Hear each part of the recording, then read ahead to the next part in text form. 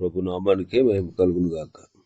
కూడి వచ్చిన మీ అందరికీ కర్మల ఆత్మీయ సహవాస సంఘ విశ్వాసులందరికీ మన ప్రభువును ఆయన ప్రియ కుమారుడునైన యేసుక్రీస్తు వారి శ్రేష్టమైన నామంలో శుభములు మరియు అందరికీ వందనాలండి. నెహెమ్యా గ్రంథం 6వ అధ్యాయాన్ని మనం ధ్యానం చేసుకుందాం.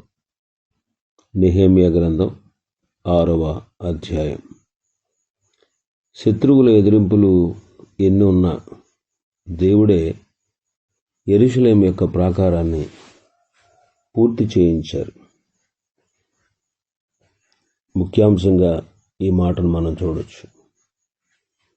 శత్రువులు ఎదిరింపులు ఎంత ఉన్నా దేవుడే ప్రాకారాన్ని సంపూర్తి చేశాడు. మొదటి 4 వచనాలు మనం చూస్తే శత్రువులు హాని చేయాలని చూశారు. గుమ్మములు తలుపులు ఇంకా నిలపక ముందు గోడను కట్టిస్తూ ఉన్నప్పుడు సన్బల్లపు, టోబియా, గెషెము శత్రువుల్లో మిగిలిన వారు ఈ విషయాలు విని సన్బల్లటును గెషెమును నెహెమ్యాకు ఏదో హాని చేయుటకు ఆలోచించి ఓనో అనే మైదానం ముందున్న గ్రామంలో ఒక దాని దగ్గర మనం కలుసుకుందాం రమ్మని నెహెమ్యా యొద్దకు వర్తమానం పంపారు. అందుకు నెహెమ్యా అన్నారు, నేను చేసే పని గొప్పది, దాన్ని విడిచి మీ యొద్దకు వచ్చుటకై నేను దాన్ని ఎందుకు ఆపు చేయాలి? నేను రాలేను అని చెప్పడానికి దూతల్ని పంపించారు. వారు అలాగ 4 సార్లు నెహెమ్యా దగ్గరికి వర్తమానం పంపారు. ఆ ప్రకారంగానే నెహెమ్యా వారికి ఉత్తరం ఇస్తూ వచ్చాడు. 5వ మారు సన్బల్లటు తన పనివాడి ద్వారా విప్పి ఉన్న ఒక పత్రికను నెహెమ్యా దగ్గరికి పంపించారు. అందులో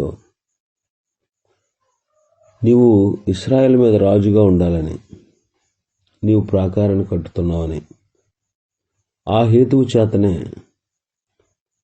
నీవును యూదులను రాజు మీద తిరుగుబాటు చేస్తున్నారని, అలా తిరుగుబాటు చేయడానికి ఆలోచన చేస్తున్నారని, యూదుల రాజుగా ఉన్నాడని నెహెమ్యాను గూర్చి ప్రకటన చేయుటకు యెరూషలేములో ప్రవక్తలను నియమించావని, ఇలాంటి మాటలు ఈ రాజునకు ఈ సంగతులు తెలుసని, అందుకొరకే మనం అందరం కూడా ఒకసారి కూర్చుని ఆలోచన చేద్దాం రమ్మని, ఈ సంగతి అన్యజనుల వదంతి అని, దాన్ని గెషెము చెప్పుచున్నాడని, ఇలాగా కొన్ని రకాల మాటలు విప్పి ఉన్న పత్రికలో పంపించారు. ఈ పని చేయకుండా మేము శక్తిహీనులమైపోతామని వారందరూ బెదిరించడానికి చూశారు. అప్పుడు నెహెమ్యా వారితో చెప్పింది ఏంటంటే, ఇటువంటి కార్యములు మేము ఎంత మాత్రమే చేసేవారం కాదు, వీటిని నీ మనసులో నుండి నీవు కల్పించుకున్నామని అతని దగ్గరికి వర్తమానం పంపించాడు. ఆ తర్వాత ప్రార్థన చేశాడు, దేవా నా చేతులను బలపరచు అని. శత్రువులు హాని చేయాలనేటువంటి తలంపు కలిగి ఉన్నారు. దేవుని పని జరుగుతూ ఉన్నప్పుడు శత్రువు దాడి అధికమవుతూ ఉంది. ప్రాకారములు కట్టుట ప్రభు యొక్క పని అనే విషయాన్ని మనం గతంలో ధ్యానం చేసుకున్నాం. 3వ అధ్యాయం 5వ వచనంలో చూస్తే, జనుల అధికారులు తమ ప్రభువు పని చేయ నొప్పుకొనకపోయారు. పని ఎంత ఎక్కువ జరుగుతూ ఉంటే శత్రువు అంతగా చెలరేగుతూ ఉన్నాడు. సన్బల్లటు అందులో ఉన్నాడు. మొదట వారు నెహెమ్యాను గూర్చి విని బాధపడ్డారు.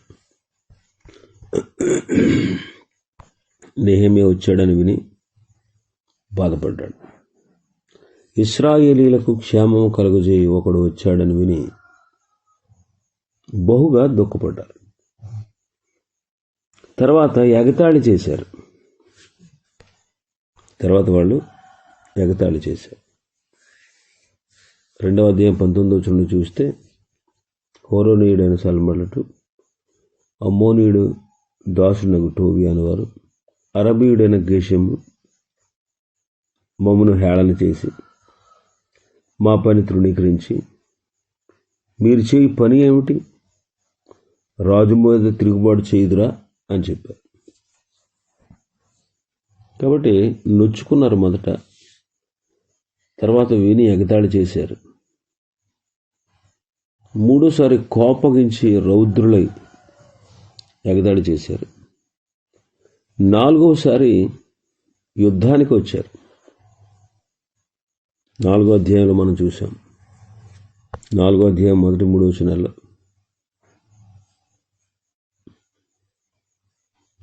రౌద్రులై యూదులను ఎగతాళి చేశారు. మొదటి వచనంలో 4:1, మేము గోడ కట్టుచున్న సమాచారం విని సన్బలట్టు మిగుల కోపగించి రౌద్రుడై యూదులను ఎగతాళి చేశాడు.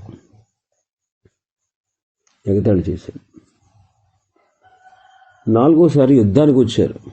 7-8 వచనాలు, 4వ అధ్యాయం 7-8 వచనాలు చూస్తే, సన్బలటు, టోబియా, అరబీయులను, అమ్మోనీయులు, అష్టోదీయులు యెరూషలేము యొక్క గోడలు కట్టబడినని, బీటలు కప్పబడినని విన్నప్పుడు మిగులు కోపపడి యెరూషలేము మీద యుద్ధమునకు వచ్చి పని ఆటంకపరచాలని వారందరూ కట్టుకట్టి మమ్మల్ని కలతపరిచారు.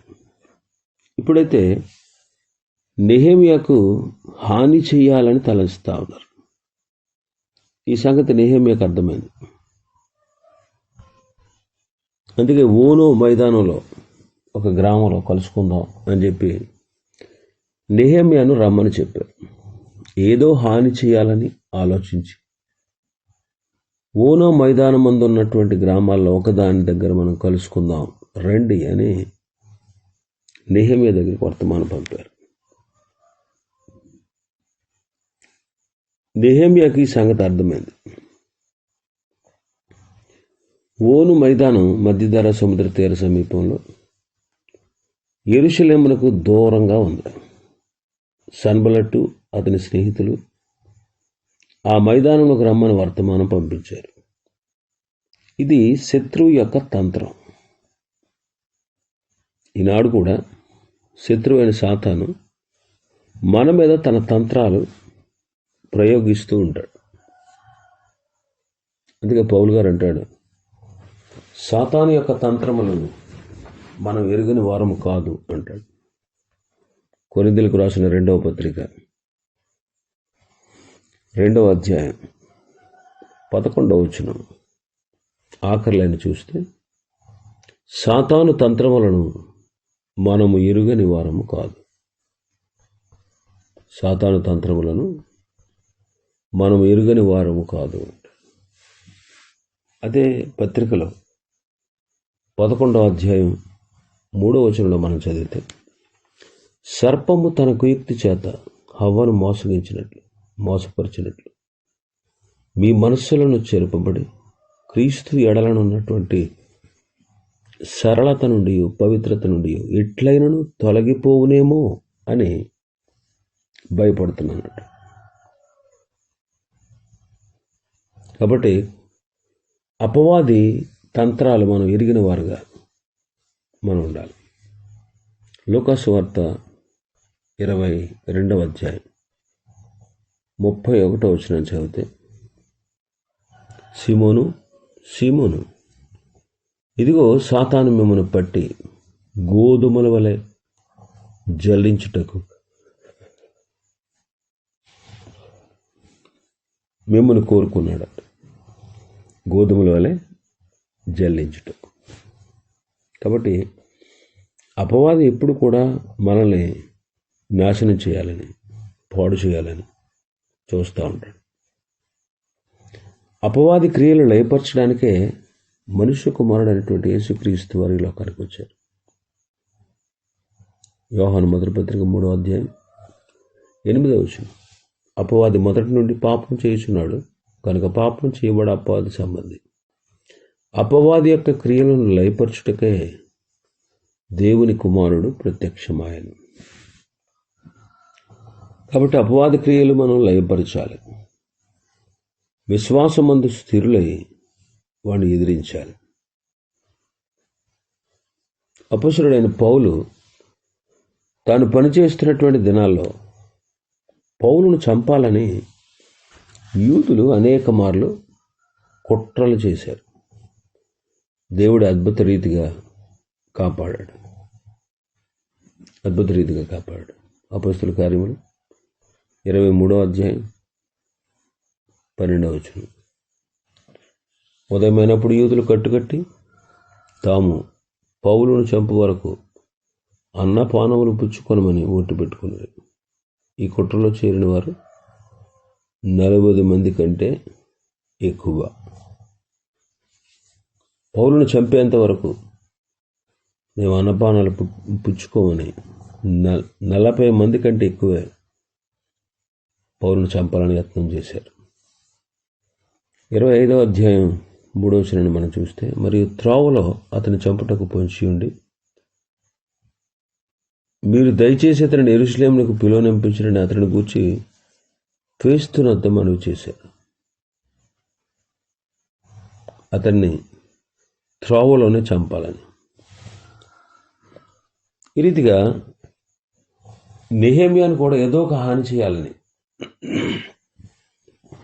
నెహెమ్యాకు ఏదో ఒక హాని చేయాలని వారు రమ్మని వర్తమానం పంపించినప్పుడు నెహెమ్యా 2వ వచనంలో అంటాడు,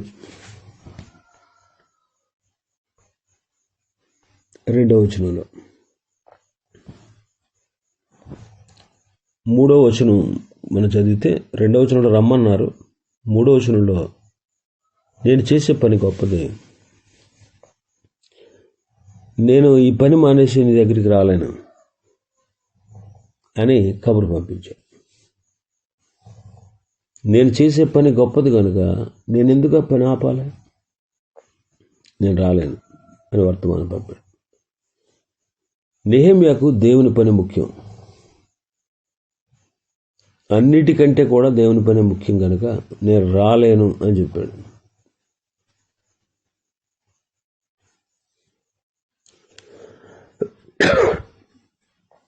దేవుని శత్రువుగా ఉన్నవాడు అంత సులువుగా మనల్ని వదలడు. వాడి తీవ్రత పెరిగే కొలది దేవుని సేవకులం, దేవుని బిడ్డలమైనటువంటి మనం పట్టుదల కలిగిన వారుగా ఉండాలి. పౌలు బర్నబాలు శ్రమలు అధికమయ్యే కొలది ప్రభువును ఆనుకుని బలంగా పనిచేశారు.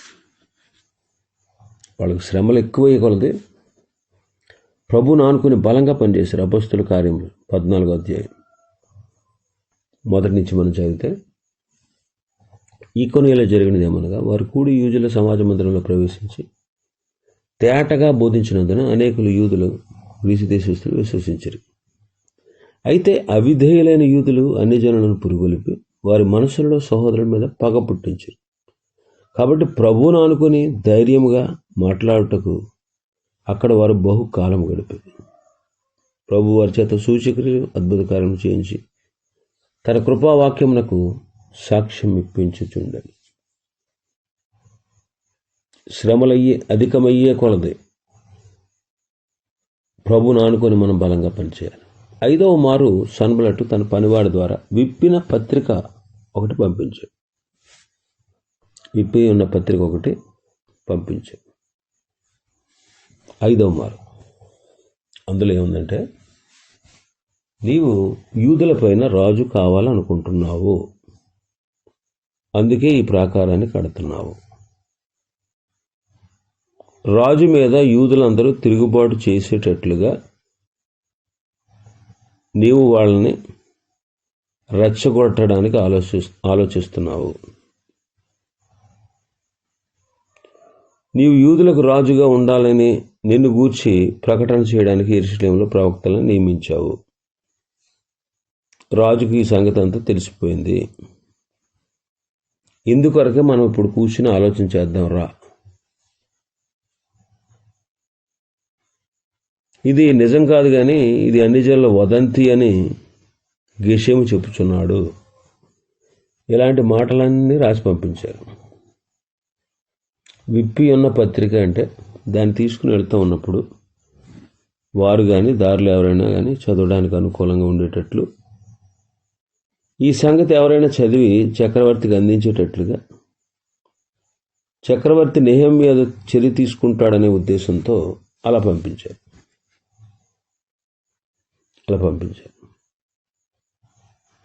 ఈ పని చేయకుండా వీళ్ళు ఎలాగైనా సరే బలహీనలు అయిపోవాలి. ఈ పని చేయకుండా జరగకుండా ఆగిపోవాలి.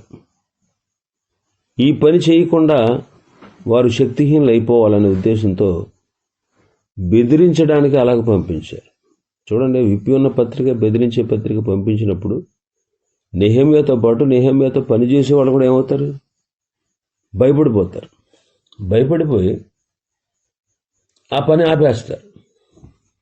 బాబాయ్ మేము చెయ్యం, చేస్తే రాజు కోపం వస్తే రాజు మమ్మల్ని చంపేస్తాడు అని అలాంటి ఆలోచన ప్రజల్లోకి వస్తుందన్న ఉద్దేశంతో బెదిరించడానికి అలాగే విప్పి ఉన్న పత్రిక పంపించారు. అయితే నెహెమ్యా ఒకటే మాట చెప్పాడు 9వ వచనంలో,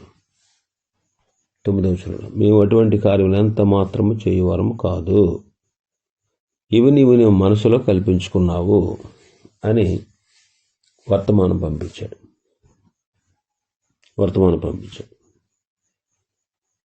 ప్రాకారం కట్టుటకు నెహెమ్యా ప్రార్థనాపూర్వకంగా రాజుగారి సెలవు ప్రకారమే వచ్చాడని 2వ అధ్యాయంలోనే మనం చూసాం.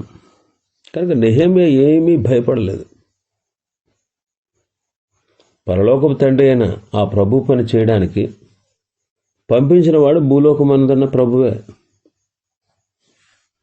మన ప్రభువే మనల్ని పంపించారు. మార్కు సువార్త 16వ అధ్యాయం 15-16 వచనాలు మనం చదివితే,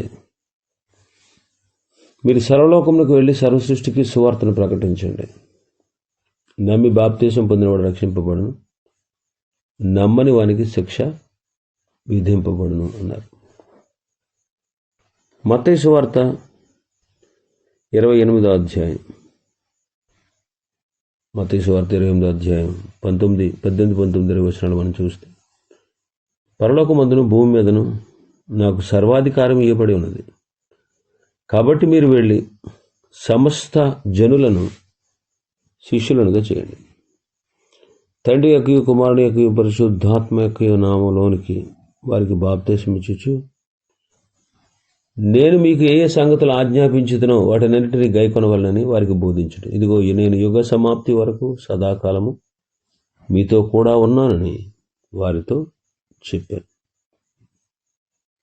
కనుక ప్రభువు తోడుగా ఉన్నాడు.